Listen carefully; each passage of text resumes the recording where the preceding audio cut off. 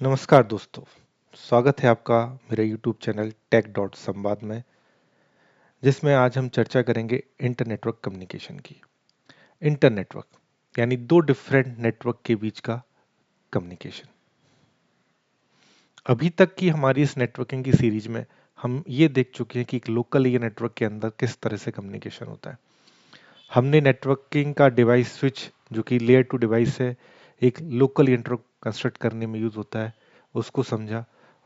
वो किस तरीके से मैक एड्रेस का यूज करके डेटा फ्रेम्स को एक कंप्यूटर से दूसरे कंप्यूटर तक ट्रांसफर करता है, इसको हमने समझा। इसके साथ साथ हमने एक महत्वपूर्ण प्रोटोकॉल ARP को समझा, जो कि ब्रॉडकास्ट की मदद से सामने वाले कंप्यूटर्स के मैक एड्रेस को रिजॉल्व करता है। अब हम हमारे नेटवर्क को एक्सपांड करना चाहते हैं। सपोज करिए कि आपका ब्रांच ऑफिस भोपाल है और आपका हेड ऑफिस मुंबई है। अब आप चाहते हैं कि आपके ब्रांच ऑफिस भोपाल और आपके हेड ऑफिस मुंबई, ये दोनों का नेटवर्क आपस में कनेक्ट हो। तो कंपनी के लिए ये संभव नहीं है कि वो भोपाल से लेकर इंदौर तक खुद का पर्सनल नेटवर्क बना सके और इन डिवाइस को कनेक्ट कर सके। इसके लिए वो यहाँ पे मदद लेता है वाइड एरिया नेटवर्क की, यानी कि इंटरनेट की, यानी कि ISP की, इंटरनेट सर्विस प्रोवाइडर की। तो ISP से हम किस तरह से जुड़ेंगे ताकि हम हमारे जो हेड ऑफिस है और ब्रांच ऑफिस है, दोनों के बीच में कनेक्टिविटी करें, इसको हम समझते हैं। इंटर नेटवर्क कम्युनिकेशन को समझने के लिए हम सबसे पहले एक डिवाइस को समझेंगे जिसका नाम है राउटर। इसे आप रूटर भी कह सकते हैं। राउटर लेयर 3 डिवाइस है जो OSI मॉडल की नेटवर्क लेयर पर काम करता है।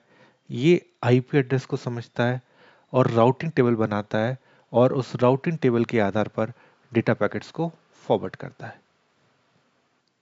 राउटर के कोर फंक्शंस क्या क्या है? सबसे पहला है पाथ सिलेक्शन।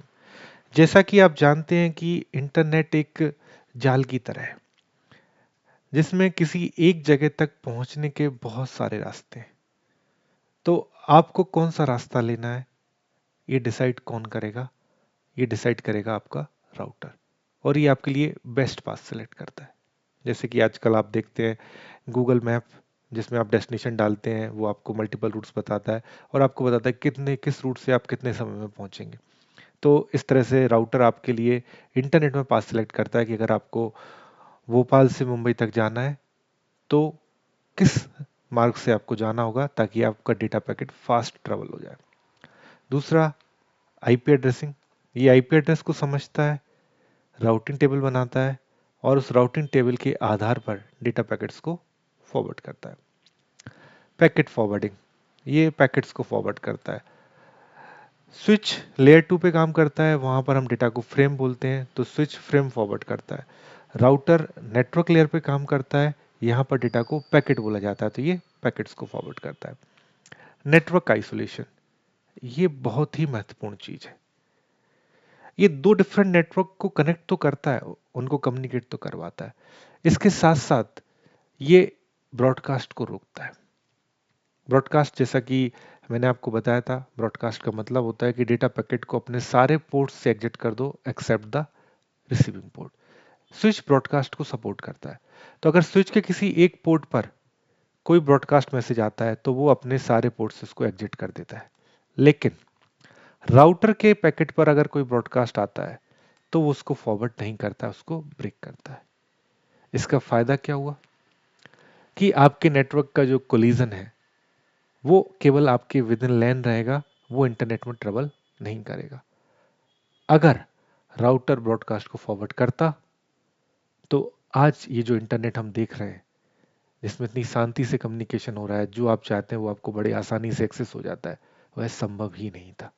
तो ये राउटर का ही फीचर है जिसने इतने बड़े इंटर नेटवर्क को संभाल रखा है विदाउट एनी कोलिजन। अगली जो कोर फंक्शन है वो है सिक्योरिटी। सिक्योरिटी का मतलब ये है कि हम राउटर, चूंकि इसे हम गेटवे भी बोलते हैं, गेटवे यानी कि आपके नेटवर्क के अंदर जाने का रास्ता। कोई भी व्यक्ति अगर आपके नेटवर्क में आएगा तो सबसे पहले वो राउटर के पास में आएगा, उसके बाद आपके नेटवर्क के अंदर एंटर करेगा। तो यहां पर आप ACL, एक्सेस कंट्रोल लिस्ट, या साधारण सी भाषा में कहें तो फायरवॉल आप सेट कर सकते हैं, जो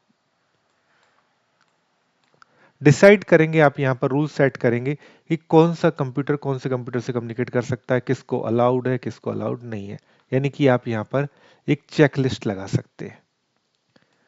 तो ACL के थ्रू आप एक राउटर की मदद लेकर सिक्योरिटी कॉन्फ़िगर कर सकते हैं। अब हम बात करते हैं कि दो अलग अलग नेटवर्क बनते कैसे हैं। फिजिकली तो ठीक है, आप कह सकते हैं कि साहब ये कंप्यूटर्स एक ग्रुप में यहाँ कनेक्ट हैं, ये कंप्यूटर्स एक ग्रुप में यहाँ कनेक्टेड हैं, ये दो अलग अलग नेटवर्क हैं। लेकिन उनको दो डिफरेंट नेटवर्क की तरह बिहेव करने के लिए उन पर अलग अलग नेटवर्क के आईपी देने पड़ेंगे। तो अलग अलग नेटवर्क क्या होता है, तो जैसा कि हम इसको पहले देख चुके हैं, एक रिफ्रेश की तरह मैं आपको बता देता हूं कि आईपी वर्जन 4 में क्लासेस होती हैं, class A, class B, class C, class D और क्लास ई, जिसमें से क्लास ए, बी और सी ये तीनों यूनिकास्ट एड्रेस हैं। यानी किसी भी कंप्यूटर को जो आईपी दिया जाएगा वो क्लास ए, क्लास बी और क्लास सी के बीच का होगा।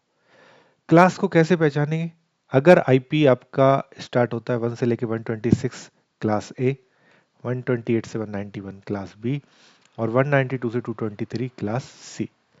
बाय डिफॉल्ट क्लास ए के अंदर जो उसका पहला ऑक्टेट है वो नेटवर्क के लिए है और बाकी के जो 3 ऑक्टेट हैं वो होस्ट के लिए।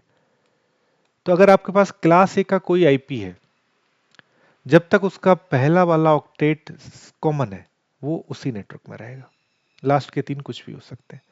क्लास बी के लिए कंडीशन क्या है कि 2 ऑक्टेट नेटवर्क है और 2 होस्ट है। क्लास सी के लिए 3 ऑक्टेट नेटवर्क है और 1 ऑक्टेट होस्ट है। तो यहां पर हम कुछ एग्जांपल से समझेंगे, जैसे कि हमारे पास दो आईपी हैं। पहला आईपी है 10.10.1.1, 10.20.1.1। ये दोनों एक नेटवर्क के अंदर हैं या अलग अलग नेटवर्क के अंदर। सबसे पहले हम इसका क्लास आइडेंटिफाई करते हैं, तो ये 10 है, इसका मतलब ये क्लास ए का है। क्लास ए का है तो सिर्फ पहला ऑक्टेट नेटवर्क का होगा, तो हम पहले ऑक्टेट को वेरीफाई करेंगे। इसके अंदर भी 10 है, इसके अंदर भी 10 है, यानी कि इनका नेटवर्क सेम है, दोनों एक ही नेटवर्क की आईपी है। दूसरा देखते हैं 172.16 10.5, 172.17 10.5। सबसे पहले क्लास आइडेंटिफाई करते हैं 172 क्लास बी, तो इसमें दो नेटवर्क के लिए ऑक्टेट है। आप पाएंगे कि दोनों जो नेटवर्क के पार्ट है ये अलग अलग है, इसका मतलब ये आईपी अलग नेटवर्क को बिलोंग करता है और ये आईपी अलग नेटवर्क को बिलोंग करता है, तो ये इनका नेटवर्क डिफरेंट है। अगला एग्जांपल लेते हैं 192.168.1 क्लास सी, इसमें हमको 3 ऑक्टेट नेटवर्क के हैं, इसमें भी 192.1 दोनों सेम नेटवर्क आईडी शेयर करते हैं, इसका मतलब इनका नेटवर्क भी सेम है। 192.168.1 192.168.2 नेटवर्क आईडी अलग है, डिफरेंट नेटवर्क। क्लास ए 8 8 सेम नेटवर्क। तो अब मैं समझता हूं कि अगर डिफॉल्ट केस है तो उस केस में आपको ये पहचानने में बिल्कुल भी दिक्कत नहीं आएगी कि आईपी एक ही नेटवर्क को बिलोंग करते हैं या अलग नेटवर्क के। अगर सेम आईपी है तो वो स्विच के थ्रू कनेक्ट होंगे, कम्युनिकेट करेंगे। अगर आईपी अलग अलग है तो उनके बीच में अगर आपको कम्युनिकेशन कराना है तो आपको राउटर लगाना पड़ेगा। इंटर नेटवर्क कम्युनिकेशन को प्रैक्टिकली डेमोस्ट्रेट करने के लिए हम लोग पैकेट ट्रेसर में हमने नेटवर्क डिज़ाइन बनाया है, जिसमें ये एक नेटवर्क है 192.168.1, ये एचआर डिपार्टमेंट के लिए है। 192.168.2 ये इंजीनियरिंग डिपार्टमेंट के लिए। तो सबसे पहले हम देखेंगे कि राउटर किस तरीके से ब्रॉडकास्ट को ब्रेक करता है। तो पहले सिस्टम में अगर हम देखें, इसकी ईआरपी टेबल देखते हैं। ईआरपी टेबल देखने का कमांड है ईआरपी स्पेस -a। तो इसके पास किसी भी आईपी के अगेंस्ट में मैक एड्रेस की इंफॉर्मेशन नहीं है। अब यदि हम इन दो कंप्यूटर्स के बीच में कम्युनिकेशन स्टार्ट करेंगे, तो चूंकि 1.2 को 1.3 का मैक एड्रेस पता नहीं है, स्विच मैक एड्रेस को समझता है, तो पहले इसको इसका मैक एड्रेस रिजॉल्व करना होगा एआरपी की मदद से। तो ये एआरपी पैकेट को ब्रॉडकास्ट करेगा, स्विच के पास जाएगा, स्विच ब्रॉडकास्ट को सपोर्ट करता है, तो ये अपने सारे पोर्ट से नहीं, इधर भी और इधर भी उस पैकेट को एग्जिट कर देगा। राउटर के पास आएगा तो राउटर उसको ड्रॉप कर देगा, क्योंकि राउटर ब्रॉडकास्ट को फॉरवर्ड नहीं करता है। देखते हैं, स्विच के पास गया, स्विच ने दोनों पोर्ट से एग्जिट किया, इस पीसी ने एक्सेप्ट किया, राउटर ने उसको रिजेक्ट किया। अब इन दोनों के बीच में कम्युनिकेशन हुआ।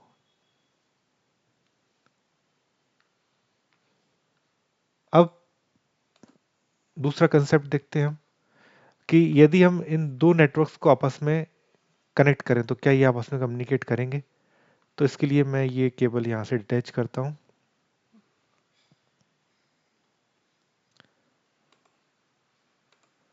इसको भी डिटैच करता हूं, और एक दूसरा केबल यहां पे लगाता हूं जो इन दो स्विच को आपस में कनेक्ट करेगा। तो अभी तक हमने इन दो कंप्यूटर्स को आपस में कम्युनिकेट करा के देख लिया था। अब इन दो को कम्युनिकेट करवाते हैं। तो इन दो को कम्युनिकेट करवाने के लिए हम एक डेटा पैकेट लगाते हैं इसके और इसके बीच में।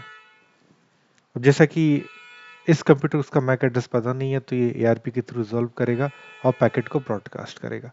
तो यहाँ पर हम एक चीज़ और देखेंगे, जैसा कि मैंने आपको बताया था स्विच ब्रॉडकास्ट को फॉरवर्ड करता है, तो यहाँ का ब्रॉडकास्ट इधर भी जाएगा और इन कंप्यूटर्स को भी डिस्टर्ब करेगा, जबकि कम्युनिकेट केवल इन दोनों को ही आपस में करना है।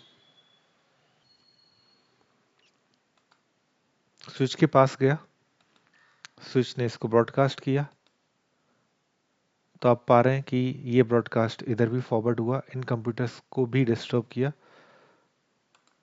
और ये दो पीसी आपस में कम्युनिकेट कर पा रहे हैं। तो अभी तक हमने देखा कि ये दोनों पीसी आपस में कम्युनिकेट कर पा रहे हैं, ये दोनों पीसी आपस में कम्युनिकेट कर पा रहे हैं। अब हम इधर से इधर कम्युनिकेशन करते हैं।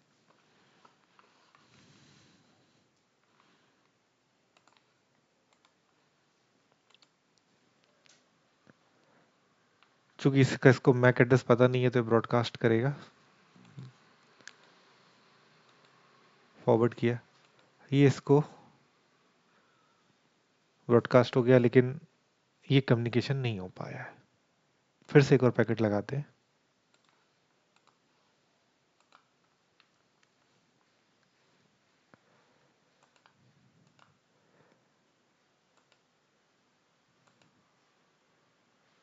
ठीक है, यहां पर हो क्या रहा है कि ये जब इसको जवाब भेजने की कोशिश करता है, तो चूंकि ये डिफरेंट नेटवर्क में बिलोंग करता है, तो ये पैकेट वहां तक फॉरवर्ड ही नहीं होता है। तो इसको इसका इस वाले पीसी का मैक एड्रेस नहीं मिल पा रहा और कम्युनिकेशन नहीं हो पा रहा है, क्योंकि ये दोनों अलग अलग नेटवर्क में। इसके लिए मैं और आसान अगर आपके लिए कर दूं, तो मैं यहाँ से ERP का फिल्टर हटा देता हूँ, तो ERP कैप्चर नहीं होगा, सिर्फ हम ICMP लेते हैं। अब हम इन दोनों के बीच में कम्युनिकेशन कराते हैं, और आप जैसे ही स्टार्ट करते हैं तो आप पता चलेगा पैकेट कम्युनिकेट नहीं कर पा रहा है। क्यों? क्योंकि ये डिफरेंट नेटवर्क का है, और डिफरेंट नेटवर्क से आपको राउटर ही कम्युनिकेट करा सकता है।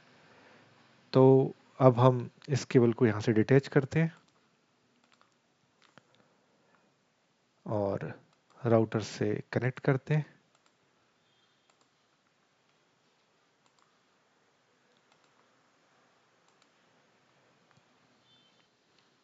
अब कम्युनिकेट कराने की कोशिश करते हैं। स्विच के पास आया, स्विच ने राउटर को फॉरवर्ड किया, पहला पैकेट ड्रॉप हो गया, कोई दिक्कत नहीं। हम नेक्स्ट कम्युनिकेशन कराते हैं।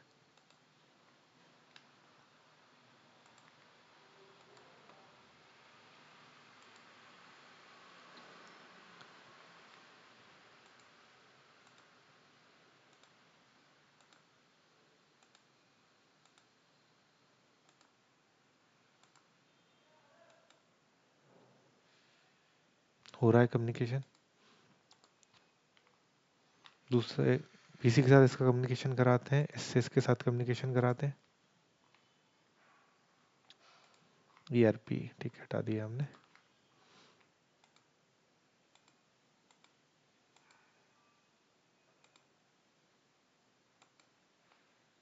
पहला पैकेट ड्रॉप हो जाता है, ये सिमुलेशन का दिक्कत है ना।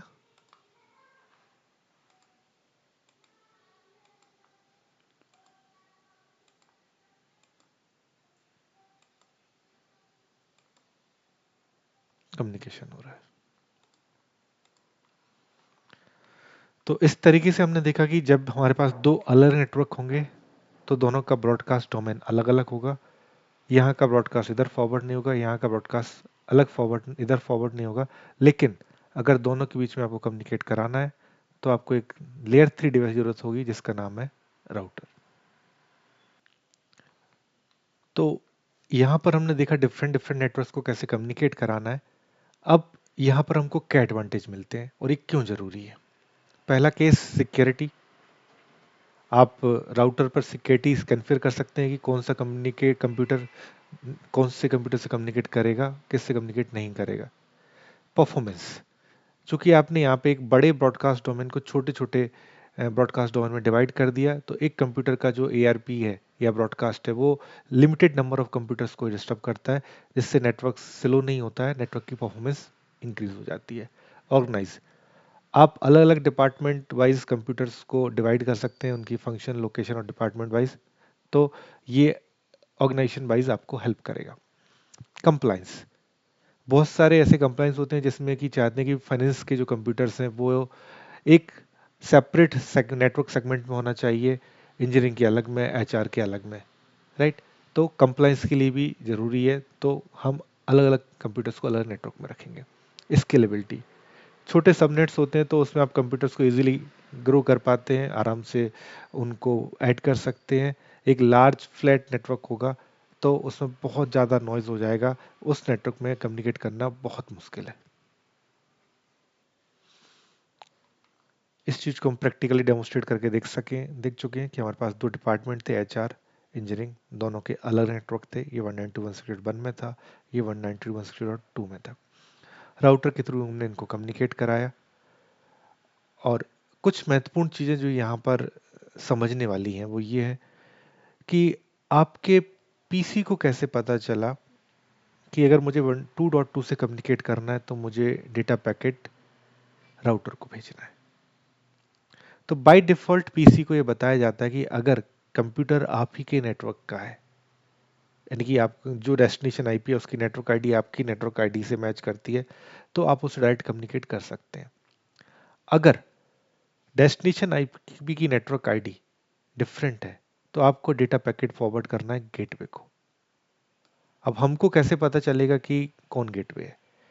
तो इसके लिए आप PC के IP कॉन्फ़िगरेशन में एक प्रॉपर्टी देखेंगे, डिफॉल्ट गेटवे। तो हर एक PC के अंदर हमने डिफॉल्ट गेटवे का IP सेट कर रखा है जो कि राउटर का IP है। अगर आप इस IP को रिमूव कर देंगे तो आपका कंप्यूटर सिर्फ लोकल लैन में कम्युनिकेट करेगा, वो दूसरे नेटवर्क से कम्युनिकेट नहीं कर पाएगा क्योंकि उसको पता ही नहीं होगा कि मुझे डिफरेंट नेटवर्क से कम्युनिकेट करने के लिए डेटा ट्रैफिक किस IP को देना है।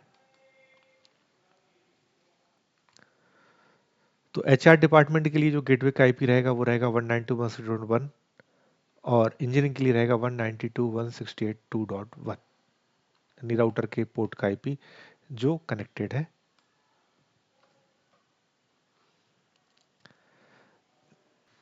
अब बात आती है राउटर कैसे डिसाइड करता है कि उसको डेटा ट्रैफिक कहाँ भेजना है। तो राउटर के अंदर एक राउटिंग टेबल होती है जिसमें इंफॉर्मेशन होती है कि कौन सा नेटवर्क किस पोर्ट पर कनेक्टेड है। उस राउटिंग टेबल को देखकर राउटर डिसाइड करता है कि मुझे डेटा ट्रैफिक कहाँ फॉरवर्ड करना है। राउटर की राउटिंग टेबल देखने के लिए आप राउटर की कमांड लाइन पर जाएंगे और यहाँ पर कमांड टाइप करेंगे सो IP रूट। तो यहाँ पर आप देखेंगे कि 192.168.1.0/24 ये कनेक्टेड है गीगाबिट ईथरनेट 0/0 से, और 192.168.2.0/24 ये नेटवर्क कनेक्टेड है आपके गीगानेट ईथरनेट 0/1 से। तो जब भी कोई राउटर के पास डेटा पैकेट आएगा जिसका डेस्टिनेशन IP 192.168.2 नेटवर्क का होगा तो वो उसे गीगानेट ईथरनेट 0/1 से बाहर कर देगा। अगर कोई डेटा पैकेट आता है जिसका डेस्टिनेशन IP में नेटवर्क है 192.168.1, वो उससे गीगानेट ईथरनेट 0/0 से बाहर कर देगा। राउटर कभी भी कंप्लीट IP एड्रेस नहीं देखता है, वो सिर्फ नेटवर्क आईडी देखता है और नेटवर्क आईडी के आधार पर उसको फॉरवर्ड करता है और अपनी राउटिंग टेबल में भी वो सिर्फ नेटवर्क आईडी की इंफॉर्मेशन रखता है। अब यहाँ पे मजेदार बात ये है कि जब हम इंटरनेट में कम्युनिकेट करते हैं तो आप तो हजारों लाखों नेटवर्क से कम्युनिकेट कर रहे हैं। गूगल का अलग है, फेसबुक का अलग है, रेडिफ मेल का अलग है, यूट्यूब का अलग है, ढेरों नेटवर्क है। तो क्या आपका राउटर उन सारे नेटवर्क की इंफॉर्मेशन अपने राउटिंग टेबल में रखता है? अगर रखता है तो बड़ी दिक्कत हो जाएगी। इतनी सारी इंफॉर्मेशन को रखना, बहुत ह्यूज मेमोरी चाहिए, और राउटर के अंदर तो मेमोरी एमबीज में होती है। तो वो क्या तरीका है जिसके थ्रू राउटर हमको इतने सारे नेटवर्क से कम्युनिकेट करा रहा है? तो इसको समझने के लिए हम लोग समझेंगे राउटिंग, जो कि आगे का टॉपिक है। फिलहाल मैं आपको बता देता हूं कि वो कैसे काम करता है। तो अब यहाँ आप देखेंगे कि जैसे कि मैंने एक राउटर लिया है, ये आईएसपी है, और आईएसपी की एक लिंक हमारे पास आई है हमारे पोर्ट गीगा ईथरनेट 0/2 पर। ये पब्लिक आईपी है जो हमको आईएसपी से मिला हुआ है 200.1.1.2, और आईएसपी ने अपने एंड पर जो आईपी रखा है वो 200.1.1। हमारे पास इस नेटवर्क की इंफॉर्मेशन है क्योंकि ये हमारे गीगा नेट ईथरनेट 0/0 पर है। इस नेटवर्क की इंफॉर्मेशन है क्योंकि ये हमारे गीगा नेट ईथरनेट 0/1 पर है। और 200 नेटवर्क की इंफॉर्मेशन है क्योंकि ये हमारे गीगा ईथरनेट 0/2 पर है। अब इसके बाहर, आईएसपी के बाहर बहुत सारे नेटवर्क हैं। यूट्यूब है, गूगल है, फेसबुक है, बहुत सारी चीज़ें यहाँ पे आपके पास में। यहाँ पे यूट्यूब का नेटवर्क है, फेसबुक का है, गूगल है, एप्पल है। अब इन सब से अगर आपको कम्युनिकेट करना है तो इन सब के नेटवर्क की इंफॉर्मेशन आपके राउटर के पास होना जरूरी है, अदरवाइज आप कम्युनिकेट नहीं कर पाएंगे। और इन सब की इंफॉर्मेशन यहाँ रखना ये बहुत संभव नहीं है। तो यहाँ पर आप यूज करेंगे डिफॉल्ट राउटिंग। डिफॉल्ट राउटिंग मतलब, चूंकि हमने आईएसपी से सर्विस ले रखी है तो ये काम आईएसपी का है कि वो हमको बाहर कम्युनिकेट करवाए। हम तो सिर्फ इतना करेंगे कि जो नेटवर्क हमसे कनेक्टेड नहीं है या जो हमारे नहीं है, उसके बाहर जिससे भी हमें कम्युनिकेट करना है, हमें डेटा फॉरवर्ड करना है किसके पास? राउटर के पास। तो आप सिंपल सा राउटिंग टेबल में एंट्री करेंगे,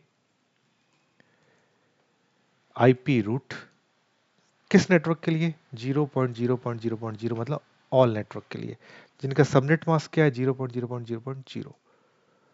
और डेटा किसको फॉरवर्ड करना है? 200.1.1.1 के लिए। आपका काम हो गया। अगर आप अपनी सो आईपी रूटिंग टेबल देखेंगे तो आप पाएंगे कि इसमें एक स्टैटिक रूट है, जिसमें अगर आपको किसी भी नेटवर्क से कम्युनिकेट करना है तो आपको जाना है 200.1.1.1 के पास,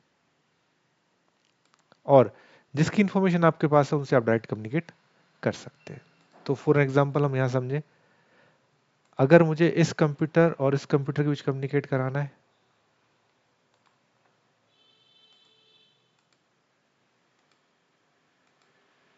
कम्युनिकेशन हो रहा है।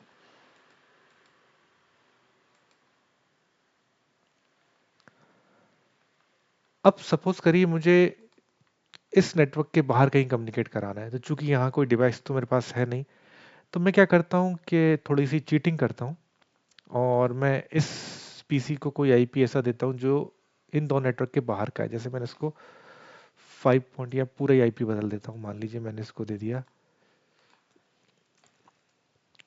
203.168 डॉट या 200.3.3.3.2। इसका गेटवे फिर इसी रेंज का होगा। इसको हमने दे दिया 1। अब हम फिर से कम्युनिकेट कराते हैं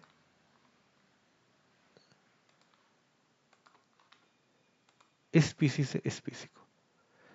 तो जैसे ही आप डेटा फ्रेम में देखेंगे तो यहाँ पे सोर्स आईपी है 192.168.3 और डेस्टिनेशन आईपी है 200.3.3.2। तो ये डेटा ट्रैफिक चूंकि इसके नेटवर्क का नहीं है तो ये जाएगा राउटर के पास, यानी गेटवे के पास। गेटवे के पास आया, राउटर ने देखा कि आपको कहाँ जाना है 200.3.3.2 को। इसको पता है कि इसके गीगानेट ईथरनेट 0/0 पर 192.168.1.0 है, गीगा ईथरनेट 0/1 पर 2.0 है। अब इसके पास राउटिंग टेबल में एंट्री है कि इनके अलावा कोई भी नेटवर्क हो, उसके लिए आपको फॉरवर्ड करना है इधर। तो ये क्या करेगा, इस डेटा पैकेट को आईएसपी को फॉरवर्ड कर देगा। अब ये आईएसपी का काम है कि वो हमको बाहर कैसे कम्युनिकेट कराए, इसी का हम उसको पैसा देते हैं। तो आपके नेटवर्क में आपके राउटर में केवल आप उन्हीं नेटवर्क्स की एंट्री रखते हैं जो आपके खुद के हैं। इसके अलावा अगर आपको इंटरनेट में कम्युनिकेट करना है तो आप डिफॉल्ट राउटिंग का यूज करते हैं। आज के लिए इतना ही। आप जुड़े रहिए टेक.संवाद से, हम चर्चा करते रहेंगे टेक्नोलॉजी की।